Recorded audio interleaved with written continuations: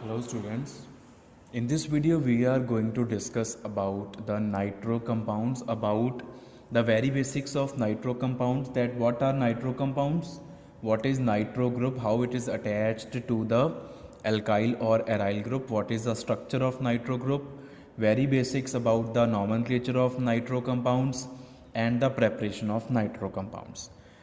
तो सबसे पहले हम ये डिस्कस करेंगे कि नाइट्रो कंपाउंड्स क्या होते हैं। नाइट्रो कंपाउंड्स क्या हैं कि अगर हमारे पास कोई भी एल्केन है या कोई भी एल्कीन है या कोई भी एरोमेटिक ग्रुप है, सिंपली अगर हम कह दें हमारे पास कोई हाइड्रोकार्बन है और उसमें से हमने एक हाइड्रोजन निकाल के नाइट्रो ग्रुप इंट्रोड्यूस करवा दिया, तो resulting organic compound is called nitro group. For example say this is some alkane or it may be alkene or it may be alkyne also. If we remove hydrogen and we introduce nitro group NO2 and we get RNO2, this is nitro compound. So here R becomes the alkyl group. It can also be alkenyl group. It can also be alkynyl group, वो कुछ भी हो सकता है depending upon कि यहाँ पे हमने अल्केन लिया या अल्कीन लिया या एल्काइन लिया, डिपेंडिंग अपॉन के आर में सारे बॉन्ड सिंगल हैं या कोई डबल आ गया या कोई ट्रिपल आ गया। ठीक है, वैसे जनरली हम इसको एल्काइल ग्रुप ही बोलेंगे। ऐसे अगर हमारे पास कोई एरोमेटिक ग्रुप है, उसमें से हाइड्रोजन निकाल के अगर हमने नाइट्रो ग्रुप लगा दिया और we are getting ARNO2, this is also nitro compound.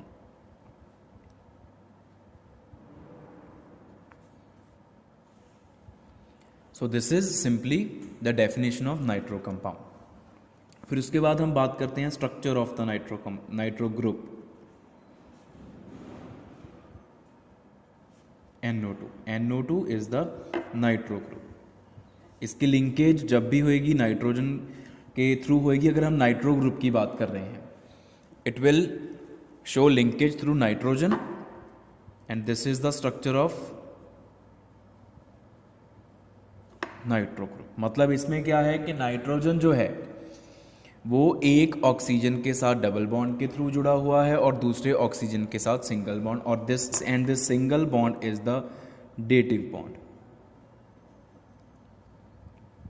This is dative bond, इसलिए हमने इसको एरो की हेल्प से शो किया। इसको हम सिंपली ऐसे भी शो कर सकते हैं। अगर हमने एरो नहीं लिखना तो ऐसे लिखेंगे, लेकिन क्योंकि ऑक्सीजन सिंगल बॉन्ड की फॉर्मेशन नहीं करता तो फिर उसके हिसाब से हमें कंफ्यूजन होगी कि ऑक्सीजन ने सिंगल बॉन्ड कैसे बना ली। यहाँ पे तो डेटिव बॉन्ड है, वो अलग बात है। तो यहाँ पे हम नेगेटिव चार्ज लिखते हैं और यहाँ पर हम पॉजिटिव चार्ज लिखते हैं, बिकॉज जब ये वाला बॉन्ड बनता है नाइट्रोजन और ऑक्सीजन का, ये डेटिव बॉन्ड कोऑर्डिनेट बॉन्ड बनता है, तो दोनों इलेक्ट्रॉन्स नाइट्रोजन की तरफ से पे होते हैं। इसलिए नाइट्रोजन के ऊपर पॉजिटिव चार्ज और ऑक्सीजन के ऊपर नेगेटिव चार्ज आएगा। This nitro group also shows resonance, इसमें रेजोनेंस भी होती है। रेजोनेंस कैसे? See this is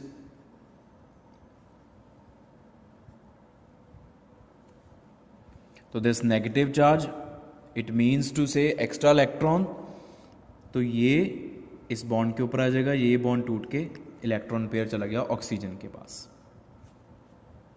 this bond now becomes single and this becomes double, यहाँ पे नेगेटिव चार्ज आ गया। तो these two are the resonating structures. अगर हमने इनका रेजोनेंस हाइब्रिड ड्रॉ करना है तो रेजोनेंस हाइब्रिड में क्या होगा, कैसे ड्रॉ करते हैं कि जैसे ये दोनों स्ट्रक्चर्स में नाइट्रोजन और ऑक्सीजन, इसमें डबल बॉन्ड है, इसमें सिंगल बॉन्ड है, तो रेजोनेंस हाइब्रिड में सिंगल के साथ डबल बॉन्ड करेक्टर। इसी तरह this bond is single in first structure and double in second structure, so ये भी सिंगल के साथ पार्शियल डबल बॉन्ड करेक्टर आ जाएगा। और जो नेगेटिव चार्ज है, यहाँ पे तो पॉजिटिव चार्ज श्योर नाइट्रोजन पे ही रहता है, देखो इस स्ट्रक्चर में भी और इस स्ट्रक्चर में भी, लेकिन नेगेटिव चार्ज जो है वो डिस्पर्स हो रहा है दोनों ऑक्सीजन्स के ऊपर बारी बारी करके, तो उसको हम यहाँ सेंटर में लिख देंगे। सेंटर में लिखने का मतलब ये दोनों के पास बारी बारी जाएगा। सो this is the resonance hybrid. Of these two structures. So this is the resonance. और रेजोनेंस की वजह से क्या होता है कि जैसे ये जो दोनों NO बॉन्ड्स है, both the NO bonds possess same bond length. दोनों की जो लेंथ है दोनों बॉन्ड्स की वो सेम हो जाती है, दैट इज 121 पिकोमीटर्स. और ये जो बॉन्ड लेंथ था वो सिंगल बॉन्ड की लेंथ से कम है और डबल बॉन्ड की लेंथ से ज़्यादा. वो क्यों? क्योंकि ये ना तो प्योरली सिंगल बॉन्ड है ना ही प्योरली डबल, ये पार्शियल डबल बॉन्ड करेक्टर है सिंगल बॉन्ड के पास. सो सिंगल बॉन्ड से ज़्यादा स्ट्रांग है लेकिन डबल बॉन्ड से कम स्ट्रांग है, इसलिए इसकी लेंथ जो है वो दोनों के इन बिटवीन आ जाएगी. इसके बाद हमारे पास आ जाता है nomenclature of nitro compounds.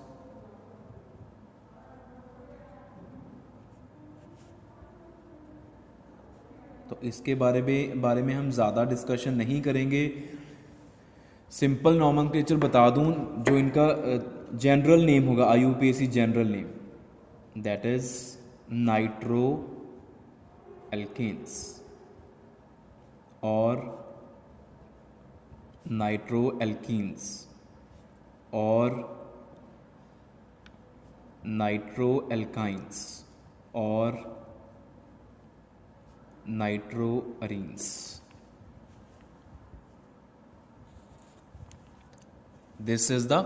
these are the general names.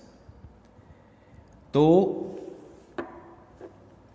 इस नेम से हमें क्या शो हो रहा है कि जो नाइट्रो का नेम है वो एल्केन से पहले लिखा हमने. इसका मतलब जो नाइट्रो ग्रुप है, nitro group is treated as a substituent, not the functional. Nitro group को हम सब्स्टिट्यूएंट की तरह ट्रीट करते हैं, इसको हम फंक्शनल ग्रुप की तरह ट्रीट नहीं करते. अगर इसको फंक्शनल ग्रुप की तरह ट्रीट करते होते तो इसका नाम जो है वो एल्केन के बाद आना था, सोफिक्स बनना था, ना कि प्रीफिक्स. प्रीफिक्स तो होता है सब्स्टिट्यूएंट का नेम. ठीक है. तो अच्छा, अगर हम कुछ एग्जांपल्स, बाकी सारे रूल्स सेम रहेंगे कि जो एल्काइल चेन है R जो है उसमें से हमने लॉन्गेस्ट चेन चूज़ करनी है, फिर उसकी हमने नंबरिंग करनी है. नंबरिंग कैसे करते हैं कि जो सब्स्टिट्यूएंट्स है वो जिधर से हमें नज़दीक पड़ेंगे, lowest set of locant rule follow करके जिधर से जो सब्स्टिट्यूएंट्स हैं वो नज़दीक पड़े उधर से हमने नंबरिंग करके सब्स्टिट्यूएंट्स का नेम जो है वो एल्केन से पहले, वर्ड रूट से पहले लिखना होता है with the number, with the locant, कि कौन से नंबर की कार्बन पे लगा हुआ वो नंबर साथ में लिखते हैं. जैसे for example we have simple molecule CH3CH2NO2. तो इसमें से ये होगी हमारी longest chain.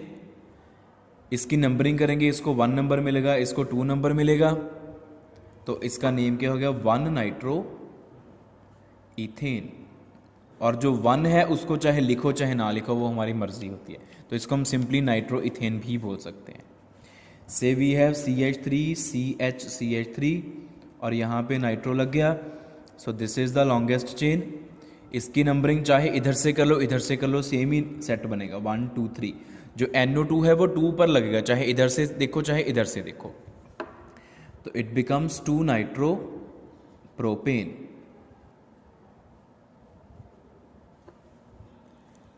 Another example, CH3 CH3 NO2 CH3.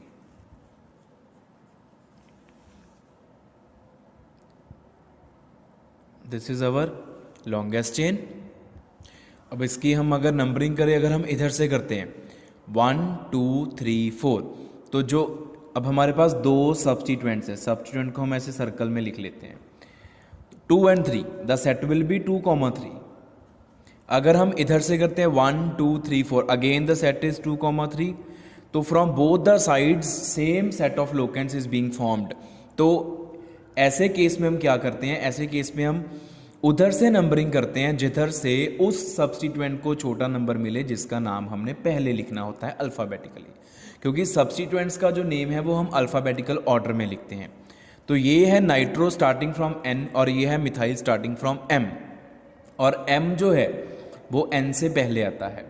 तो इसका मतलब कि मिथाइल को छोटा नंबर दिया जाएगा, इधर से नंबरिंग की जाएगी 1 2 3 4। तो इसका नाम क्या होगा फिर 2 मिथाइल, क्योंकि अल्फ़ाबेटिकली लिखना है हमने सीरियल ऑर्डर में, 3 नाइट्रो ब्यूटेन। तो ये इसका नेम होएगा। तो इस तरह से इनका हम नेम लिखते हैं, ज़्यादा डिटेल में नहीं जाएंगे। अगर हम एरोमेटिक ग्रुप्स की बात करें, यहाँ पे NO2 आया, दिस इज बेंजीन। ऐसे जो साइक्लिक कंपाउंड्स होते हैं उसमें से जहाँ पर सबस्टेंट लगा वहीं से नंबरिंग शुरू कर दो, क्योंकि उसका कोई एक्सट्रीम एंड तो होता नहीं, वो क्लोज्ड चेन होती है। तो इसको दिया 1, so it becomes 1 nitro benzene, और it is simply written as nitro benzene.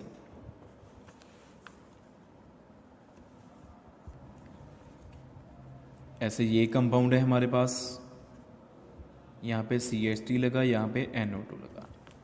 फिर सेम केस आ गया, अगर यहाँ से इसको 1 नंबर देते हैं तो छोटा सेट बनाने के लिए इसको 2 देंगे। अगर इसको 2 देंगे, 2 3 4 5, इसको 6 मिलेगा, तो बहुत ज़्यादा आगे चला जाएगा। इसको 1 दिया तो इसको 2, इसको 1 दिया तो इसको 2 देना पड़ेगा। तो लेकिन हम इसको 1 देंगे क्योंकि ये मिथाइल है, इसका अल्फ़ाबेटिकली हमने पहले लिखना है। तो ये हो गया 1 और ये हो गया 2।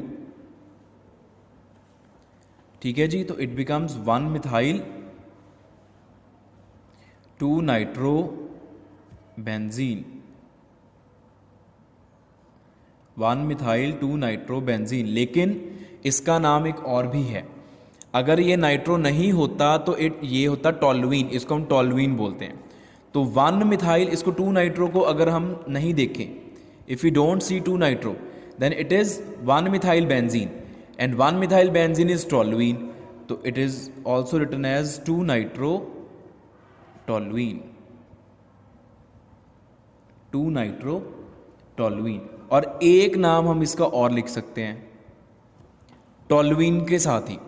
अगर ये टोल्यूइन है, अगर ये नाइट्रो हमने यहाँ पे लगाया, so this position is ortho, these two are ortho position, these two are meta, and this is para. So it is ortho nitro toluene. इसको हम ऐसे भी लिख सकते हैं, ऑर्थो नाइट्रो टोल्यूइन। ऐसे ये कंपाउंड है हमारे पास।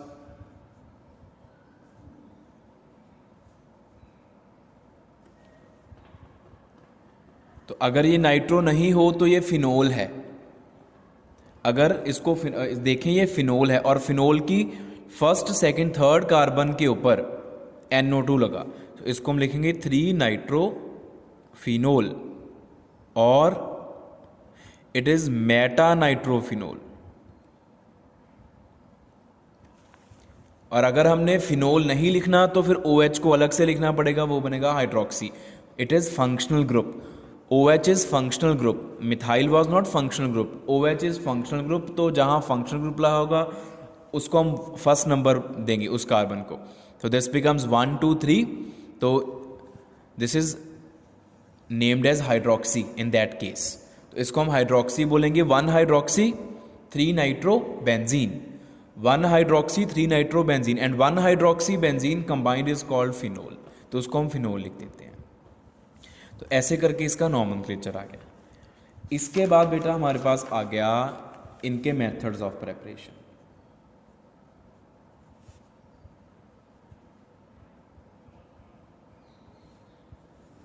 तो अगर हम पहले नाइट्रो एल्केन्स की बात करें, if you talk about nitro alkanes,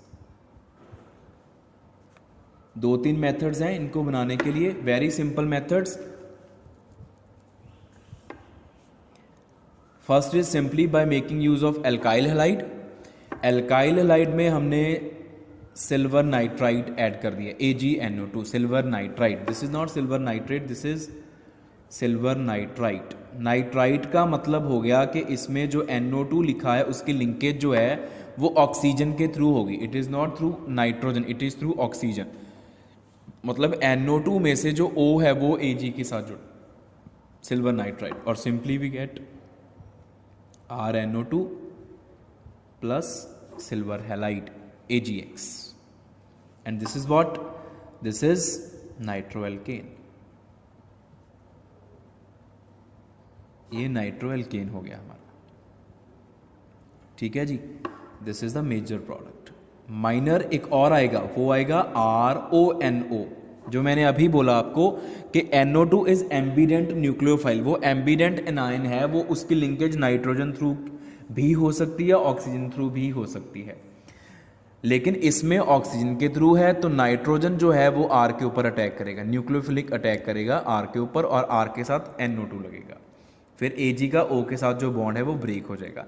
लेकिन कुछ पार्ट इसका भी बनेगा, this is alkyl nitrite. Nitrite means to say bonding through oxygen, nitro means to say, और nitrate means to say bonding through nitrogen. This is the minor product, we deal only with this. Second method of preparation is from amines, oxidation of amines, simple method.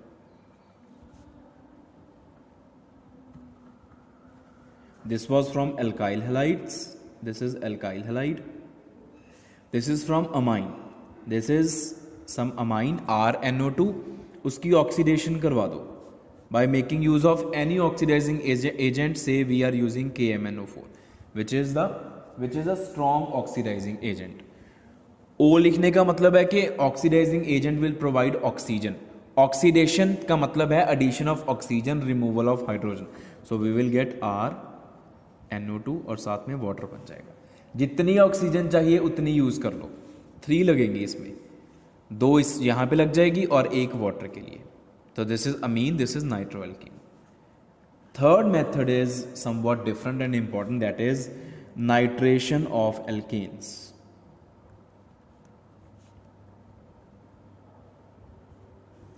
Alkanes की nitration करवा दो। Nitration का मतलब होता है addition of nitric acid या introduction of nitro group is called nitration. और nitration करवाने के लिए जो हम सब्सटेंस यूज करते हैं वो है nitric acid HNO3। So this is some alkane, ये हमारा एल्केन हो गया, इसमें हम ऐड कर रहे हैं HNO3, हीट प्रोवाइड करेंगे और हमारे पास आ जाएगा RNO2 प्लस H2O, ये बन गया नाइट्रोएल्केन। इसकी हाइड्रोजन निकल गई, NO2 आ गया, साथ में वाटर निकल गया, H यहाँ से एक ऑक्सीजन वाटर, NO2 निकल के यहाँ पे आ गया, ये बन गया nitroalkane. But this process is not very much useful, it has limitations. इसकी लिमिटेशंस क्या हैं?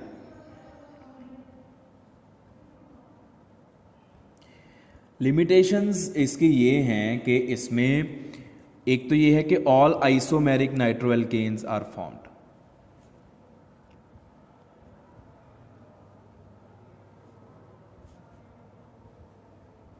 इसका क्या मतलब है? जैसे हमारे पास मान लो है propane, we have propane CH3 CH2 CH3, इसकी हमने नाइट्रेशन करवाई, HNO3 ऐड करके साथ में हीट दे दी इसको, क्या होएगा कि हम एक्सपेक्ट करेंगे कि ये बनेगा CH3 CH2 CH2 NO2, लेकिन इसके साथ साथ ये भी बन जाएगा CH3 CH CH3 NO2। These two are the isomers of each other. This is one nitroalkane, this is two nitroalkane, this is one nitropropane, this is two nitropropane. तो यही में हमने लिखा कि ऑल आइसोमेरिक नाइट्रोएल्केन्स आर फॉर्म्ड, कि हम मान लो हम चाहते हैं कि 1 नाइट्रोप्रोपेन बने लेकिन 2 नाइट्रोप्रोपेन भी बनेगा, ये तो होगी ना एक बात। एक और चीज़ बनेगी, वो क्या बनेगा? वो ये है कि ये रिएक्शन इतनी एक्सोथर्मिक है, इसमें से हीट निकलती है कि कार्बन कार्बन का बॉन्ड भी टूट जाता है, कि एक प्रोपेन ने नाइट्रिक एसिड के साथ रिएक्ट करके ये बनाया और हीट निकली, उस हीट ने नेक्स्ट मॉलिक्यूल ऑफ प्रोपेन को तोड़ दिया। तो हमारे पास क्या है कि अगर ये टूट जाएगा तो एक इथेन हो जाएगा, एक मीथेन हो जाएगा, और ये प्रोडक्ट्स भी आएंगे साथ साथ में। These two products will also be formed। तो इसका मतलब क्या? ये है नाइट्रो इथेन, ये है नाइट्रो मीथेन। तो ये सोचो कि हमने चाहा था कि एक प्रोडक्ट बने, नाइट्रोप्रोपेन बने, लेकिन नाइट्रोप्रोपेन के साथ साथ 2 नाइट्रोप्रोपेन, नाइट्रो इथेन और नाइट्रो मीथेन भी बना। तो इसका मतलब ये इसकी लिमिटेशन है। ये दूसरी लिमिटेशन हम क्या लिख सकते हैं? Rupture of CC bond in alkane also occurs। Rupture means टूटना, ब्रेक हो जाना। CC बॉन्ड भी ब्रेक हो जाता है एल्केन का, तो जिसकी वजह से अनवांटेड प्रोडक्ट्स आ जाते हैं और हमारे पास मिक्सचर ऑफ प्रोडक्ट्स आ गया, मिक्सचर ऑफ नाइट्रो एल्केन्स। तो this method has is very less useful, it has so many limitations. हाँ, इसको हम यूज़ कर सकते हैं अगर हमें एक पर्टिकुलर नाइट्रो एल्केन नहीं चाहिए, हमें मिक्सचर ऑफ नाइट्रो एल्केन चाहिए एज अ सॉल्वेंट, तो ये मेथड हम अप्लाई कर सकते हैं। तो ये हो गया for nitro alkanes. Next we have for nitro arenes. Aromatic group के ऊपर एरोमेटिक रिंग के ऊपर नाइट्रो ग्रुप हम इंट्रोड्यूस करवाएंगे। तो जो एरोमेटिक रिंग है वो तो हम बेसिकली यूज करते हैं benzene. The aromatic compound which we deal usually with is benzene, लेकिन बेंजीन की सब्सटीट्यूशन की जा सकती है। जैसे हम बेंजीन की नाइट्रेशन कर सकते हैं, मान लो बेंजीन के ऊपर कोई ऑलरेडी ग्रुप लगा, जैसे मिथाइल ऑलरेडी लगा तो वो टॉल्यूइन हो गया, वो भी एरोमेटिक ग्रुप है। बेंजीन इज एरोमेटिक ग्रुप, वो नाइट्रो अरीन बनाएगा, nitro benzene. Phenol is also aromatic group, nitro benzene itself is aromatic, toluene is aromatic. तो इस तरह हमारे पास डिफरेंट एरोमेटिक ग्रुप्स हैं जिनकी हम नाइट्रेशन कर सकते हैं। लेकिन जब हम एरोमेटिक ग्रुप्स की नाइट्रेशन करते हैं तो जो नाइट्रेटिंग एजेंट है,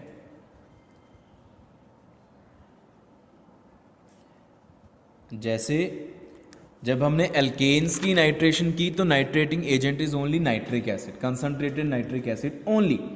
लेकिन जब हम एरोमेटिक ग्रुप्स की नाइट्रेशन करते हैं तो नाइट्रेटिंग एजेंट्स हमारे पास डिफरेंट हो सकते हैं। जैसे पहला तो सिंपली कंसंट्रेटेड, जिसको हम फ्यूमिंग भी बोलते हैं, HNO3 सिंपली, ये हो सकता है फर्स्ट चॉइस हमारी। सेकंड चॉइस हमारी क्या हो सकती है, कंसंट्रेटेड HNO3 और कंसंट्रेटेड सल्फ्यूरिक एसिड का मिक्सचर, जिसको हम नाइट्रेटिंग मिक्सचर बोलते हैं। लोअर क्लासेस से हम इसको पढ़ रहे हैं। This is called nitrating mixture. Another choice of nitrating agent is mixture of concentrated nitric acid and acetic anhydride, इन दोनों का mixture CH3CO twice O, this is acetic anhydride. इसके अलावा हमारे पास और भी हो सकते हैं, जैसे नाइट्रोजन परऑक्साइड,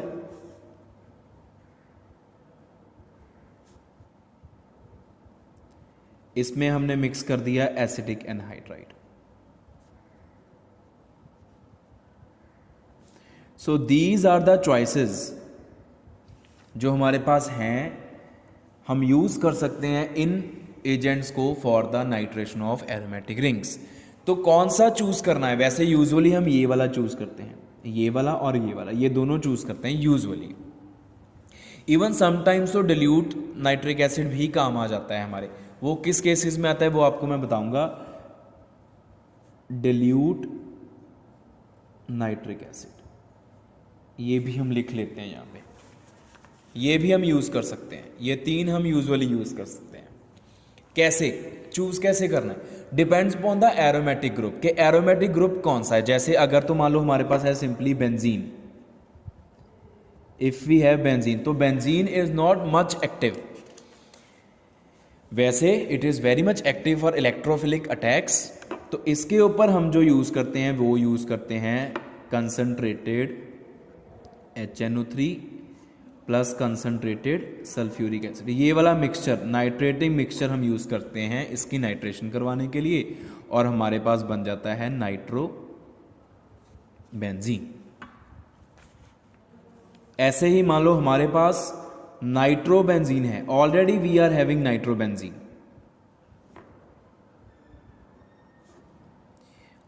अगर हमने उसकी फर्दर नाइट्रेशन करवानी है तो फिर भी हमें यही नाइट्रेटिंग मिक्सचर यूज करना पड़ेगा। And we get the nitration at meta position. One more nitro group has been introduced at meta position. ये जो कंसनट्रेटेड HNO3 और कंसनट्रेटेड सल्फ्यूरिक एसिड का मिक्सचर, नाइट्रेटिंग मिक्सचर है, it is used if the aromatic ring is not much active for electrophilic attacks और it is comparatively less active, क्योंकि ये strong nitrating agent है। अब ये ring, this ring is very less active for electrophilic attacks. Why so? Because nitro group is electron withdrawing group. ये electron withdrawing group क्या करता है, बेंजीन रिंग से इलेक्ट्रॉन्स को अपनी तरफ कर लेता है और बेंजीन की इलेक्ट्रॉन डेंसिटी कम हो जाती है। और अगर बेंजीन की इलेक्ट्रॉन डेंसिटी कम हो गई, उसके पास इलेक्ट्रॉन्स की कमी आ गई, तो उसके ऊपर इलेक्ट्रोफाइल अटैक कैसे करेगा? तो हमें स्ट्रॉन्ग नाइट्रेटिंग एजेंट यूज करना पड़ेगा जो एक अच्छा सा इलेक्ट्रोफाइल जनरेट कर सके, जिसमें से इलेक्ट्रोफाइल बहुत जल्दी जनरेट हो और वो फिर लेस एक्टिवेटेड रिंग के ऊपर भी अटैक कर सके। तो ये nitrating agent is very strong nitrating agent because ring has been deactivated by nitro group, it being electron withdrawing group. और मान लो हमारे पास एक ऐसी रिंग है जो ऑलरेडी एक्टिवेटेड है, जो बहुत एक्टिवेटेड है, से वी हैव फिनोल, इसमें जो OH ग्रुप लगा बेंजीन के ऊपर, ये इसका प्लस R इफेक्ट है, प्लस R इफेक्ट डोमिनेटिंग है, जिसकी वजह से ये बेंजीन को इलेक्ट्रॉन डेंसिटी प्रोवाइड करता है और बेंजीन के ऊपर इलेक्ट्रॉन डेंसिटी ज़्यादा हो चुकी है। अगर बेंजीन की इलेक्ट्रॉन डेंसिटी ज़्यादा हो गई, नॉर्मल बेंजीन से इस बेंजीन रिंग की इलेक्ट्रॉन डेंसिटी ज़्यादा है, तो इसके ऊपर हमने अगर सिंपली डिल्यूट HNO3b डाल दिया तब भी नाइट्रेशन हो जाएगी, और नाइट्रेशन होएगी ortho position and para position के ऊपर।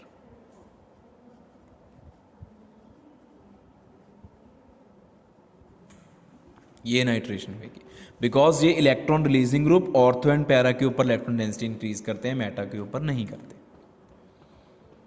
तो जो चॉइस ऑफ नाइट्रेटिंग एजेंट है वो डिपेंड करती है एरोमेटिक रिंग कैसी है, एरोमेटिक ग्रुप कैसा है, कि वो एक्टिवेटेड है और डीएक्टिवेटेड है। तो this is about the preparation of nitro arenes by direct nitration of aromatic ring. इसका जो मैकेनिज्म है, the mechanism is electrophile, this is electrophilic substitution reaction. ये जो रिएक्शन है, the mechanism involves electrophile generation, sorry electrophile attack upon aromatic ring which generates carbocation. तो इसमें carbocation बनेगा, carbon के ऊपर पॉजिटिव चार्ज आएगा, इट जनरेट्स कार्बोकटायन। ये मल्टी स्टेप मैकेनिज्म है। फर्स्ट स्टेप में जो इलेक्ट्रोफाइल है वो बनता है, सेकंड स्टेप में इलेक्ट्रोफाइल अटैक करता है बेंजीन के ऊपर तो कार्बोकटायन बनता है, और थर्ड स्टेप में प्रोटॉन निकल जाता है बाहर, ओल्ड वाला इलेक्ट्रोफाइल H पॉजिटिव वो बेंजीन से निकल जाता है। तो मैकेनिज्म को हम इन डिटेल डिस्कस नहीं कर रहे, बस लास्ट है हमारे पास वो है कि अगर हमने nitration of alkane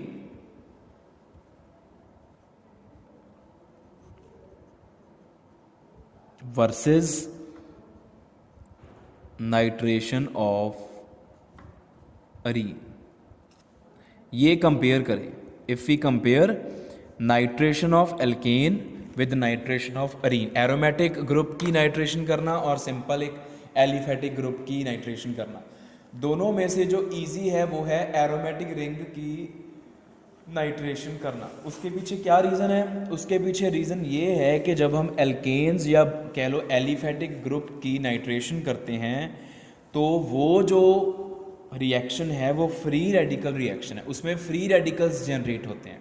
the substitution is free radical substitution, और फ्री रेडिकल्स को जनरेट करवाने के लिए हमें होमोलिटिक क्लीवेज करवाना पड़ता है, जिसके लिए हमें स्ट्रॉन्ग कंडीशंस चाहिए, हाई इंटेंसिटी रेडिएशंस चाहिए होती हैं, बिकॉज जो हाई इंटेंसिटी रेडिएशंस होती हैं यूवी विजिबल रेडिएशंस, वो ही होमोलिटिक क्लीवेज करवा सकती हैं और फ्री रेडिकल्स को जनरेट कर सकती हैं। फ्री रेडिकल जनरेट होगा तो वो एल्केन के ऊपर अटैक करेगा और फिर पुराना जो फ्री रेडिकल एल्केन में से H डॉट वो निकल जाएगा। मतलब जो एल्केन्स की नाइट्रेशन है वो फ्री रेडिकल सब्स्टिट्यूशन रिएक्शन है, जिसमें फ्री रेडिकल्स जनरेट करवाने पड़ते हैं और उनको जनरेट करवाना बहुत ही मुश्किल काम होता है। हाई कंडीशन, स्ट्रॉन्ग कंडीशंस चाहिए होती हैं, हाई इंटेंसिटी रेडिएशंस चाहिए होती हैं। लेकिन एरोमेटिक रिंग की जब हम नाइट्रेशन की बात करते हैं तो वो इलेक्ट्रोफिलिक नाइट्रेशन, इलेक्ट्रोफिलिक सब्स्टिट्यूशन है, दैट इज़ इलेक्ट्रोफिलिक सब्स्टिट्यूशन। और उसमें इलेक्ट्रोफाइल जो है हमें जनरेट करवाना पड़ता है और वो बहुत ही ईजिली जनरेट हो जाता है। जैसे इसमें से concentrated HNO3, concentrated sulphuric acid simply gives H positive, it attacks upon HNO3 and यहाँ NO2 पॉजिटिव बहुत ही ईजिली इलेक्ट्रोफाइल जो है वो जनरेट हो जाता है। तो इलेक्ट्रोफाइल जनरेट करवाने बहुत ईजी है, इसलिए nitration of arene is very simple task as compare to nitration of alkanes which is very tedious task. So this is about the methods of preparation of nitroalkanes and nitroarenes, structure of nitro group, basics about the nomenclature of nitro compounds and the definition of nitro compounds and what are nitro compounds.